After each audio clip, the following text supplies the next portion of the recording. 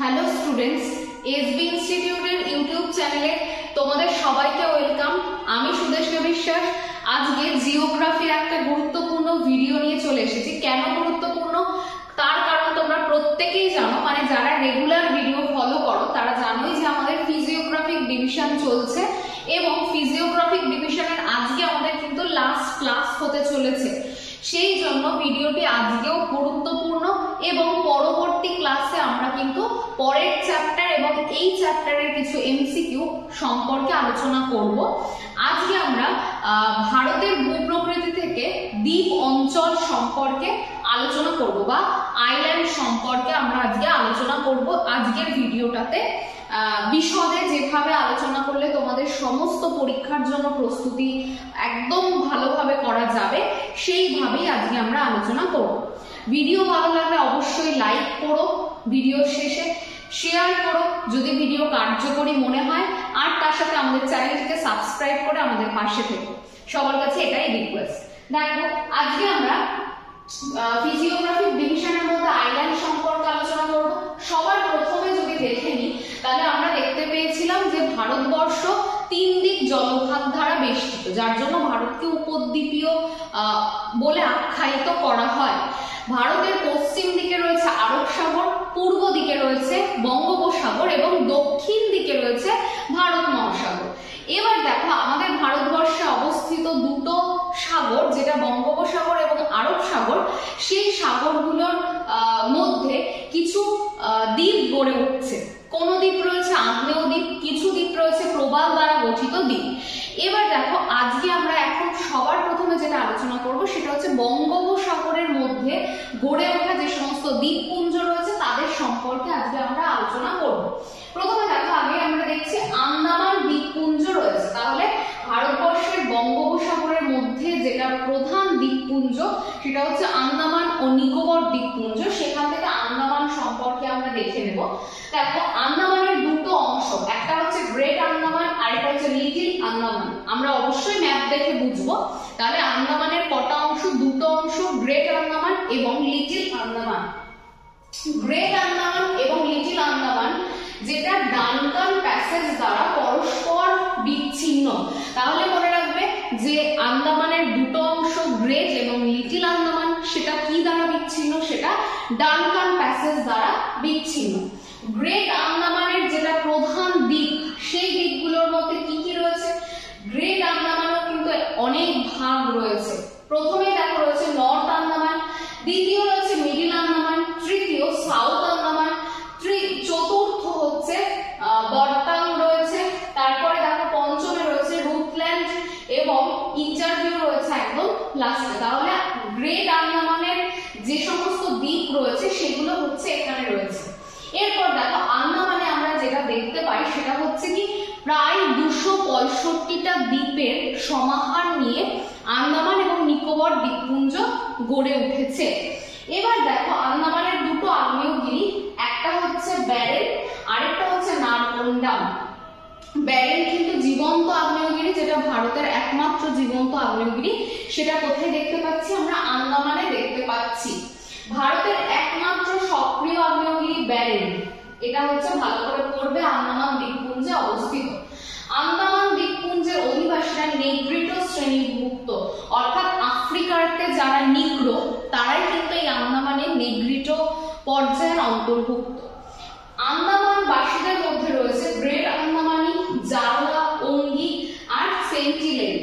এছাড়া দেখো, জারোয়া এবং সেন্টিনেলিদের প্রকৃতিতে এরা অত্যন্ত হিংস্র এবং সভ্য মানুষের পর এবং শত্রু ভাবে। তাহলে সভ্য মানুষদের প্রতি কিন্তু এরা আক্রমণাত্মক হয়ে থাকে। প্রধানমন্ত্রী নরেন্দ্র মোদী 2018 সালের ডিসেম্বর মাসে 3টি দ্বীপের নাম কিন্তু তিনি পরিবর্তন করেন। তাহলে এগুলো ছিল হচ্ছে আন্দামান সম্পর্কিত তথ্য। এবার আমরা ম্যাপ দেখব, তার সাথে আমরা নিকোবর দেখে নেব। এবার দেখো, আন্দামানের পর নিকোবর দ্বীপপুঞ্জ। এর যে নিকোবর দ্বীপপুঞ্জ, এর মধ্যেও কিছু কিন্তু প্রধান দ্বীপপুঞ্জ রয়েছে। সেটা কি? সেটা হচ্ছে কার নিকোবর, যেটা একদম নিকোবরের উত্তরে অবস্থিত বা উত্তরতম। তারপরে দেখো ছোট নিকোবর বা লিটল নিকোবর, তারপর রয়েছে গ্রেট নিকোবর যেটা একদম নিকোবরের দক্ষিণে অবস্থিত। যদি তোমরা এই ম্যাপটা ভালো করে খেয়াল করো তাহলে বুঝতে পারবে। নিকোবরের মধ্যে দেখো একদম উত্তরে রয়েছে কি কার নিকোবর, তারপরে দেখো রয়েছে কি লিটল নিকোবর, এই যে লিটল নিকোবর, আর সবথেকে দক্ষিণ দিকে রয়েছে ভারত তথা নিকোবর দ্বীপপুঞ্জে, সেটা হচ্ছে গ্রেট নিকোবর। তাহলে এটাও কিন্তু মনে রাখবে। তাহলে দেখো এবার দেখো বিভিন্ন দ্বীপকে কিন্তু বিভিন্ন চ্যানেল বিভক্ত করছে, যেরকম আন্দামান এবং নিকোবর দ্বীপপুঞ্জের যেটা গুরুত্বপূর্ণ পিক সেটা হচ্ছে স্যাডেল পিক, মানে আন্দামান এবং নিকোবর দ্বীপপুঞ্জের সর্বোচ্চ শৃঙ্গ হচ্ছে স্যাডেল পিক। এবার দেখো যে এই যে জায়গাটা এখানে কিছু আমরা দেখতে পাবো যে এদেরকে বিভক্ত করা হচ্ছে। সেখানে দেখো প্রথমে আগে দেখে নেবো 10 ডিগ্রি চ্যানেল, যেটা কাদের মধ্যে রয়েছে আন্দামান এবং নিকোবর দ্বীপপুঞ্জকে পৃথক করছে। তাহলে দেখো আন্দামান এবং নিকোবরের মধ্যে 10 ডিগ্রি চ্যানেল কিন্তু আন্দামান এবং নিকোবরকে কি করছে বিভক্ত করছে।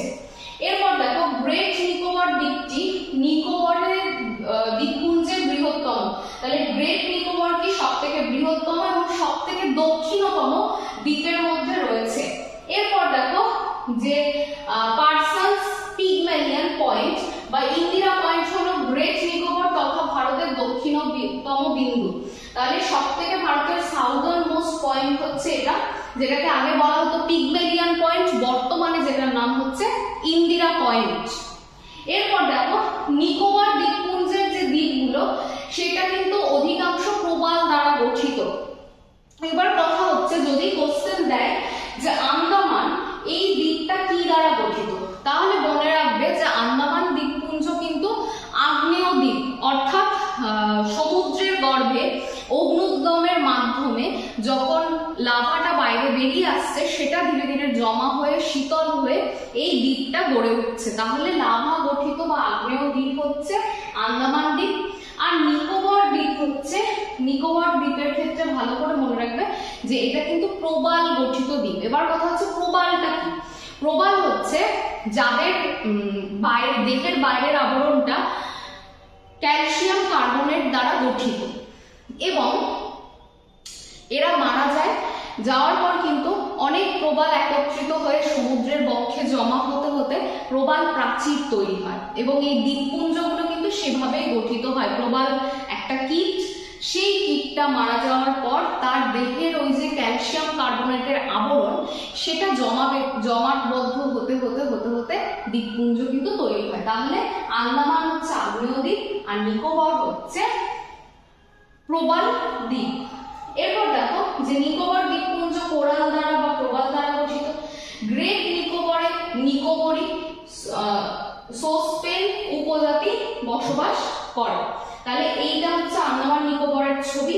এখানে তোমরা দেখতে পাবে যে আন্দামানের ক্ষেত্রেও যদি দেখো এইখানটাতে রয়েছে কিন্তু নর্থ আন্দামান এবং এই জায়গাটা খেয়াল করো, বলেছি কি আন্দামান এবং নিকোবর দ্বীপপুঞ্জের সর্বোচ্চ শৃঙ্গ হচ্ছে স্যাডেল পিক, সেই স্যাডেল পিকটা কিন্তু এখানে অবস্থিত, নর্থ আন্দামানে অবস্থিত। তাহলে তোমাদের প্রশ্ন এটা দিতেই পারে যে স্যাডেল পিক কোথায় অবস্থিত। এখন আর তোমাদেরকে এরকম দেবে না যে আন্দামান নিকোবর লাক্ষাদ্বীপ এইরকম অপশন দেবে না, দিলে বলবে যে গ্রেট নিকোবর নাকি নর্থ আন্দামান নাকি সাউথ আন্দামান না লিটল আন্দামান, এভাবে দেবে।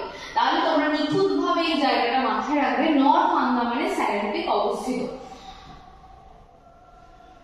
তারপর দেখো এটা হচ্ছে মিডিল আন্দামান, এটা হচ্ছে লোয়ার আন্দামান।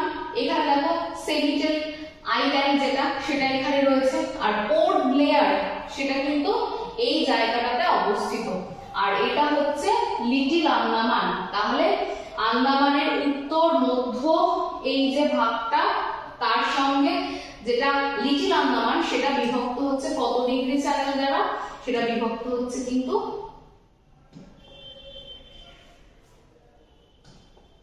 নেক্সট দেখো পরবর্তী যে স্লাইডটা সেটা হচ্ছে এখানেও আন্দামান সম্পর্কে কিছু ইনফরমেশন দেওয়া রয়েছে।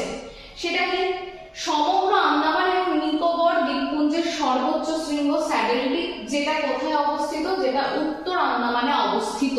আর স্যাডেল পিকের সর্বোচ্চ শৃঙ্গ কি, সেটা উচ্চতা কত স্যাডেল পিকের 738 মতান্তরে 739 40 মিটার হচ্ছে এটার উচ্চতা। নিকোবর দ্বীপপুঞ্জের সর্বোচ্চ শৃঙ্গ মাউন্ট থুলিয়ার, এটাও মনে রাখবে, এটা হচ্ছে 642 মিটার এটার উচ্চতা। আন্দামান এবং নিকোবরের দীর্ঘতম নদী হচ্ছে কালপং নদী, আর এটি স্যাডেল পিক থেকে উৎপন্ন হয়েছে, এটার দৈর্ঘ্য হচ্ছে 35 কিমি। তাহলে আন্দামান নিকোবরের দীর্ঘতম নদীর নাম হচ্ছে কালপং। আর কোথা থেকে এটা উৎপত্তি লাভ করছে? স্যাডেল পিক থেকে উৎপত্তি লাভ করছে। আন্দামান এবং নিকোবর দ্বীপপুঞ্জের বেশিরভাগ নদীগুলো গ্রেট নিকোবরে অবস্থিত। আর কি বলছে, মাউন্ট থুলিয়ার থেকে 5টি নদী উৎপত্তি লাভ করেছে, যেগুলোকে কি বলা হয়, যেগুলো কিন্তু নিত্যবহ নদী, বা যেই নদীগুলোতে কিন্তু সারা বছর জল থাকে। যদি দেখি এখানকার মৃত্তিকা আন্দামান নিকোবরের, সেটা কিন্তু ল্যাটেরাইট জাতীয় মৃত্তিকা দেখতে পাওয়া যায়। প্রধান ফসল যেটা একদম উপকূলের ধারে সব থেকে ভালো হয়, সেটা হচ্ছে নারকেল, সুপারি এবং এছাড়াও ধান চাষ হয়ে থাকে। উত্তর আন্দামান, মধ্য আন্দামান, বার্তাম, দক্ষিণ আন্দামানের মধ্যে গ্রেট আন্দামান ট্রাঙ্ক রোড নির্মিত হয়েছে। গ্রেট আন্দামানে পৃথিবীর বৃহত্তম এবং বিরল প্রজাতির কাঁকড়া দ্য গ্রেট রবার্ট ক্র্যাব দক্ষিণ আন্দামানে অবস্থিত, এবং গ্রেট নিকোবরেও এটা কিন্তু অল্প বিস্তর দেখতে পাওয়া যায়। তাহলে এটা কিন্তু ভালো করে পড়বে। এরপর দেখো আমরা একটুখানি ম্যাপটা ভালো করে বুঝে নিই।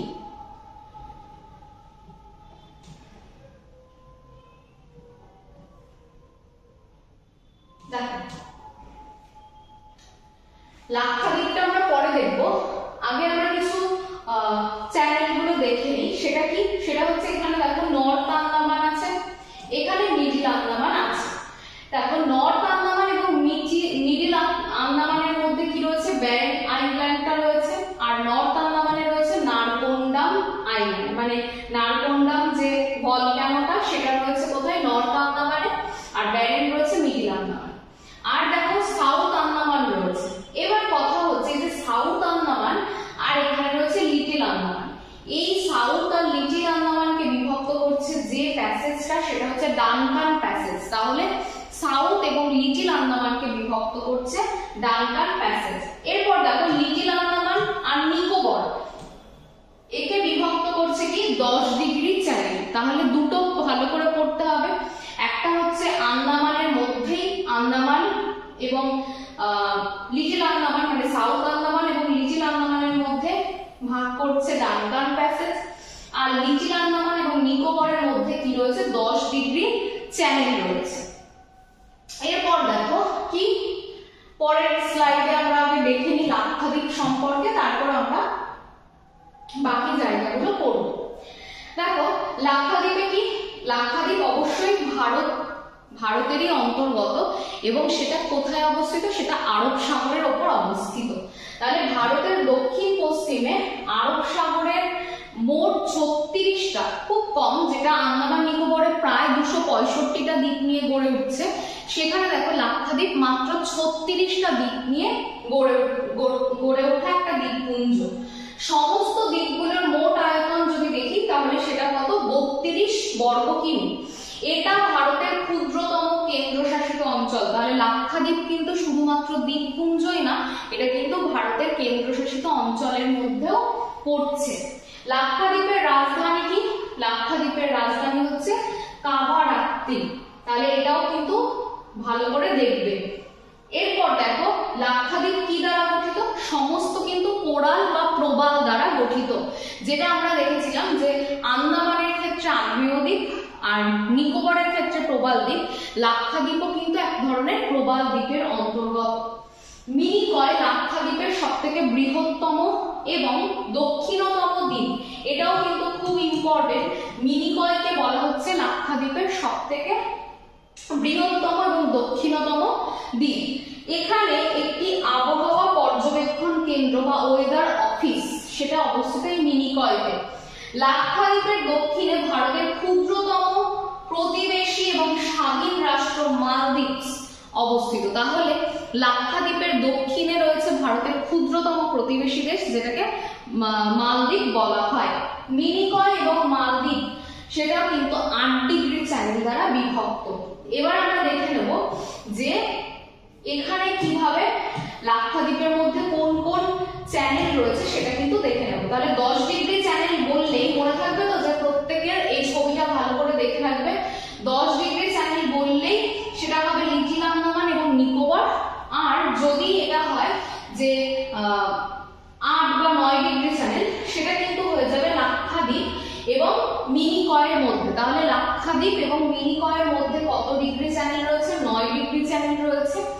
আর মিনিকয় এবং মালদ্বীপের মধ্যে রয়েছে 8 ডিগ্রি চ্যানেল। এটাও কিন্তু ভালো করে পড়ে রাখবে যে লাক্ষাদ্বীপ এবং মিনিকয়ের মধ্যে রয়েছে 9 ডিগ্রি চ্যানেল, মিনিকয় এবং মালদ্বীপ অর্থাৎ যেটা ভারতের সবথেকে ক্ষুদ্রতম প্রতিবেশী দেশ, সেখানে রয়েছে 8 ডিগ্রি চ্যানেল। এরপর এখানে জাস্ট একটা ছবি দেখানো রয়েছে, এটার মাধ্যমে যেটা একটু আগের ছবিতে দেখতে পেলাম সেটা হচ্ছে ডানকান প্যাসেজ। সেটা কাদের মধ্যে রয়েছে? সেটা রয়েছে সাউথ আন্দামান এবং লিটল আন্দামানের মধ্যে। আর লিটল আন্দামানের সঙ্গে কার নিকোবরের মধ্যে রয়েছে 10 ডিগ্রি চ্যানেল। এই দুটো একটুখানি পড়বে। আর যদি আমরা লাক্ষাদ্বীপের দিকে দেখি তাহলে মাথায় রাখবে যে মালদ্বীপ অর্থাৎ যেটা ভারতের দক্ষিণতম প্রতিবেশী দেশ, এবং মিনিকয় যেটা লাক্ষাদ্বীপের মধ্যে সবথেকে বৃহত্তম দ্বীপ, তার মধ্যে রয়েছে 8 ডিগ্রি চ্যানেল। আর যদি আমরা দেখতে পাই কাভারাত্রি অর্থাৎ লাক্ষাদ্বীপের রাজধানী কোথায় অবস্থিত, সেটা কিন্তু এইখানটাতে অবস্থিত, লাক্ষাদ্বীপে বা আরব সাগরের ওপরে। আর যদি দেখি 9 ডিগ্রি চ্যানেল, সেটা কিন্তু একটুখানি ভালো করে তোমাদেরকে দেখে নিতে হবে যে 9 ডিগ্রি চ্যানেল তাদের মধ্যে রয়েছে। এই ছবিটার থেকেও তোমরা সবথেকে বেটার দেখতে পাবে এখান থেকে। এই যে 9 ডিগ্রি চ্যানেল লাক্ষাদ্বীপ এবং মিনিকয়ের মধ্যে কিন্তু রয়েছে। তাহলে এই গুলো আর কি আমাদেরকে ফিজিওগ্রাফিক ডিভিশন থেকে পড়তে হবে। আজকের যে ভিডিওটা হয়তো খুব সংক্ষিপ্ত, তোমাদের দেখতে সুবিধাও হবে। আর তার সাথে দেখো আজকের যে ভিডিওটি সেটা শুধুমাত্র দ্বীপ অঞ্চলের উপরেই ছিল, সেই জন্য ভিডিওটি সংক্ষিপ্ত। পরবর্তী দিন এই যে যা আমরা পড়ছিলাম এটারই কিছু প্র্যাকটিস সেট, মানে ফিজিওগ্রাফিক ডিভিশনের প্র্যাকটিস সেট নিয়ে আসবো। তোমরা অবশ্যই তৈরি থেকো। পরবর্তী ক্লাসে কিন্তু এই প্র্যাকটিস সেটের একটা ভিডিও চলে আসবে, যেখান থেকে তোমরা কিন্তু শর্ট কোশ্চেন গুলোকে ঝালিয়ে নিতে পারবে।